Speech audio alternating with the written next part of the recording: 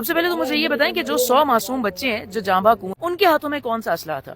وہ بزرگ جن کی جانیں جا رہی ہیں کیونکہ انہیں دوائیاں نہیں مل رہی ان کے ہاتھ میں کون سا اسلحہ ہے؟ وہ خواتین جو گھروں میں بیمار پڑ رہی ہیں، غذائی قلت ہے، ان کے ہاتھ میں کون سا اسلحہ ہے؟ بیرسٹر صاحب جو یعنی اتنا سیاستدان ہم نے بہت بے شرم دیکھے پاکستان کی تاریخ میں، لیکن اتنا بڑا بے شرم انسان جو ایک پریس کانفرنس کر کے جھوٹ بولتا ہے جس کے کھلے تعلقات ہیں کلعدم تنظیموں کے ساتھ۔ السلام علیکم ناظرین، میں ہوں آپ کا میزبان قیصر عباس اور اس وقت آپ بلتستان ٹی وی دیکھ رہے ہیں۔ ناظرین، پارا چنار قرم ایجنسی پارا چنار میں اس وقت شدید کشیدگی ہے اور 80 دنوں سے راستہ بند ہے اور وہاں پر جو ہے ادویات نہ ہونے کی وجہ سے 100 سے زائد جو ہے بچے اس وقت جاں بحق ہو گئے ہیں اور حالت بہت زیادہ کشیدہ ہے۔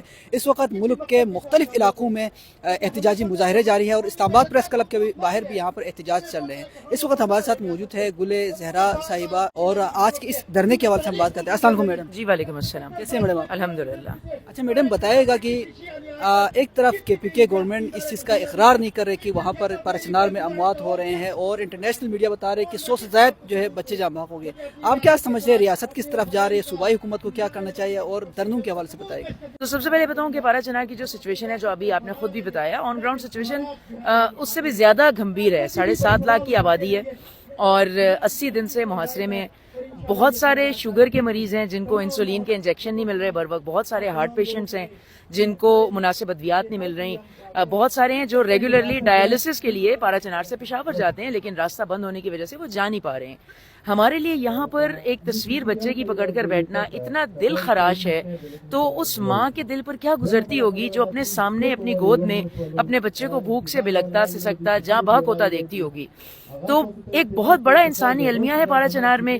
ہم یعنی اگر ایک شیعہ نہ بھی ہوں، کسی ایک فرقے کی نمائندگی نہ بھی کریں، بحیثیت انسان یہ اتنا بڑا المیہ ہے اور ریاست کے اوپر بہت بڑا سوال ہے۔ دیکھیں، اب آپ نے پوچھا کہ ریاست کی کیا ذمہ داری ہے، حکومت کی کیا ذمہ داری ہے۔ اس ذمہ داری کا تعین میں نے نہیں کیا بلکہ آئین پاکستان نے کیا۔ آئین پاکستان کے آرٹیکل نمبر 4 میں، آرٹیکل نمبر 9 میں، آرٹیکل نمبر 25 میں اور اس کے علاوہ بہت لمبی فہرست ہے آرٹیکلز کی، یہ تو سر دست میرے ذہن میں ہے۔ یہ آرٹیکل واضح طور پر بتاتے ہیں کہ کسی شہری کی جان کا تحفظ اس ریاست کی ذمہ داری ہوتی ہے۔ ہر شہری کا یہ حق ہے کہ اس کی ریاست اس کو جان کا تحفظ دے۔ ہماری ریاست اپنا بنیادی ذمہ داری ادا کرنے میں بالکل ناکام ہو چکی ہے۔ اچھا، ناٹ اونلی یہ کہ جو آئین ہمیں کہتا ہے، پاکستان اس وقت کئی بین الاقوامی معاہدوں کا بھی سگنیٹری ہے، جیسے جنیوا کنونشن ہے۔ جنیوا کنونشن میں تو اتنی بڑی بات لکھی ہوئی ہے کہ اگر ایک حکومت اپنی شہریوں کو خوراک اور ادویات نہ دے سکے تو وہ جنگی جرم کا ارتکاب کرتی ہے، اور یعنی اس کا مطلب ہے کہ حکومت پاکستان جنگی جرم کا ارتکاب کر رہی ہے۔ نہ صرف یہ عوام کی عدالت میں مجرم ہے، نہ صرف یہ آئین کی عدالت میں مجرم ہے، یہ بین الاقوامی عدالتوں کے بھی مجرم ہے۔ تیسرا سوال جو آپ نے کہا کہ ریاست کیا چاہتی ہے، دیکھیں، ایک تو حکومت کا رول ہے، وہ ہمارے سامنے، اس پر تو بات کرنا ہی بیکار ہے کیونکہ حکومت تو کٹ پتلی ہے۔ چاہے وہ آپ کی کے پی کے کی حکومت ہو، جب وہ برسر اقتدار تھے، جب ان کے لیڈر وزیر اعظم تھے، تب انہوں نے آن ریکارڈ کہا کہ میں نے 45,000 طالبان کو آزاد کر کے ہم نے یہاں پر بسایا ہے۔ آن ریکارڈ انہوں نے کہا، جس میں احسان اللہ بھی تھا جو اے پی ایس کے شہید بچے ہیں، ان کا مجرم 102 سے زیادہ قیدیوں کو آزاد کروایا۔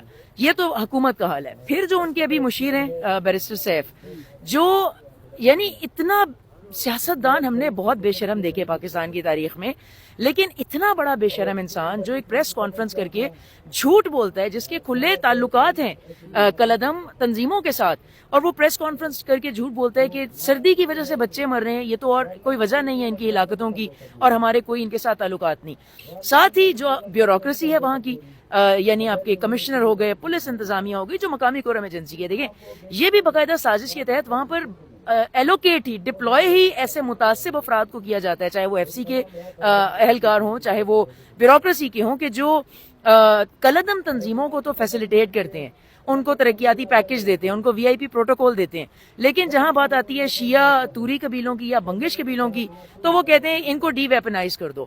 یہ ہمارا حکومتی کردار۔ اب میں مختصر کر رہی ہوں، جہاں تک بات ہے ریاست کیا کردار کر رہی ہے، دیکھیں مجھے افسوس ہوتا ہے، مجھے شرم آتی ہے یہ کہتے ہوئے کہ ریاست کا کردار ایک ماں کی طرح کا ہوتا ہے۔ ماں کا کام ہے اپنے بچے کو تحفظ دے۔ ہماری ریاست ایک ماں نہیں، ایک ایسی خون آشام بلا بن چکی ہے جو اپنے ہی بچوں کا خون پی رہی ہے۔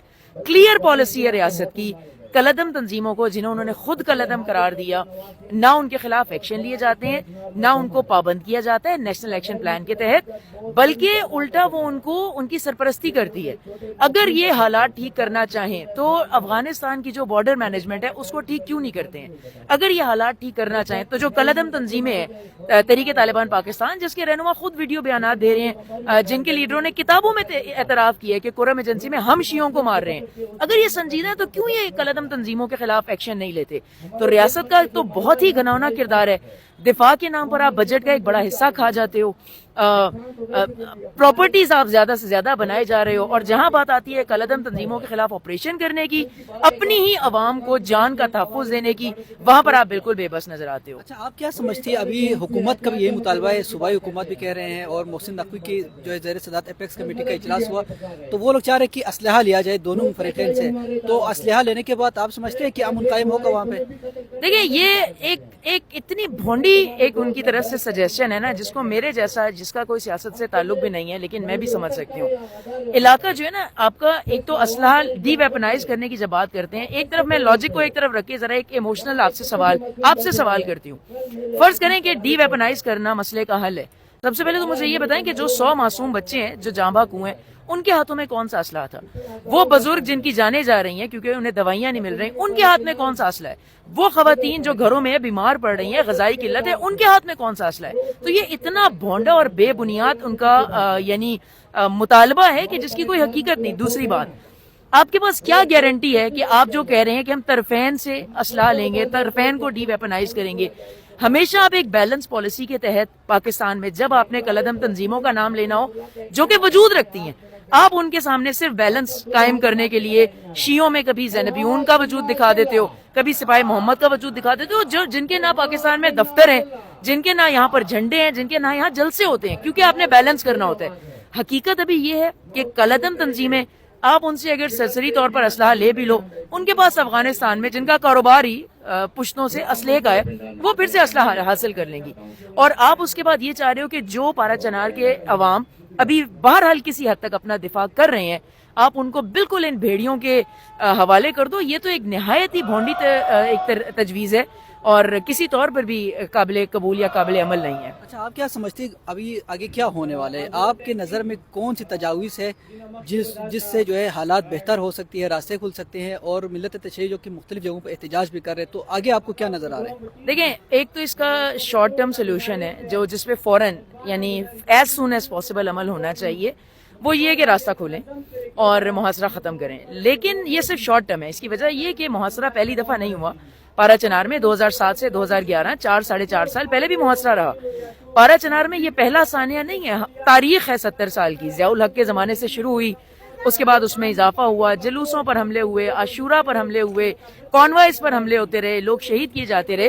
तो फिलहाल रोड को खोलना, मुहासरे को ख़त्म करना शॉर्ट टर्म सोल्यूशन है, लेकिन मुस्तकिल हल नहीं है। मुस्तकिल हल क्या है? अगर तो पाकिस्तान को, चाहे वो पारा चनार हो, चाहे वो कोयटा हो, चाहे वो पेशावर हो, चाहे वो शिया हो, सुन्नी हो, ईसाई हो, या हत्ता कि अफवाज पाकिस्तान हो, दहशत गर्दी से बचाना है तो कलदम जमातों को वाकईन पाबंद करना पड़ेगा। और इन जमातों को मैंने या आपने कलदम नहीं करार दिया, इनको खुद पाकिस्तान ने कलदम करार दिया। तो अगर तो वाकई इस मसले का हल चाहते हैं तो तहरीक तालिबान पाकिस्तान, लश्कर जंगवी, सिपाही साहबा, दाइश है, जिनको आपने कागजी हद तक तो कलदम करार दिया हुआ है, लेकिन तो वो तो आपके ज़ैनबियून को भी दहशतगर्द कहते हैं, उन्होंने डिक्लेयर किया है। देखिए, इल्जाम लगाने को तो कोई भी इल्जाम लगा दे। मैं अभी आपके सामने ये बात अर्ज की कि इल्जाम लगाना एक चीज होता है और हकीकत देखना एक चीज होता है। कल कोई और साहब थे, वो चूंकि दूसरे फिरके से थे, तो उन्होंने कहा कि शिया भी मारते हैं और वो भी मारते हैं। तो मैंने कहा कि इल्जाम तो आप जितने मर्जी लगाते रहें, हम जब बात करते हैं ना, हम खुद नहीं करते। ठीक, हमें तो हमारा कातिल मार कर खुद फखरिया वीडियोस बनाकर कहता है कि मैं इकरार कर रहा हूँ। मुफ्ती शाहनवाज ने, जो 2 अफराद ज़िबा हुए, उसके बाद उसने वीडियो बयान जारी किया, उसकी कॉल लीक हुई कि अच्छा किया, ज़िबा किया, और भी लोगों को करो। हमें तो मार के खुद हमारा कातिल इकरार करता है। आप अगर हम पर इल्जाम लगा रहे हैं कि ज़ैनबियून मौजूद है या शिया भी मारते हैं, इल्जाम तो आप जितने मर्जी निकाल लें, हकीकत ही है कलदम जमातों के, जैसे मैंने कहा, अगर तो ज़ैनबियून है या सिपाही मोहम्मद है तो आप उनके दफ्तर दिखाएं, آپ ان کے جھنڈے دکھائیں, آپ ان کے جلوس دکھائیں, آپ ان کے کارکن دکھائیں, اسی سے پتہ چلتا ہے نا کہ کوئی تنظیم ہے کسی وطن میں. آن دی ادر سائڈ دوسری طرف سپاہی صحابہ پاکستان میں موجود ہے. ابھی اکتوبر میں ہاکی گراؤنڈ میں ان کا جلسہ ہوا, ان کے ایم این اے الیکشن لڑتے ہیں, سینٹ میں جاتے ہیں, ان کے جلسے ہوتے ہیں, وہ کھلے عام شیعہ کافر کے نعرے بلند کرتے رہتے ہیں. تو ایک طرف الزامات ہیں وہ آپ جتنے مرضی لگائیں, اور دوسری طرف حقیقت ہے جس سے آپ آنکھیں بند کرنا چاہیں تو کوئی کیا ہی کہہ سکتا ہے.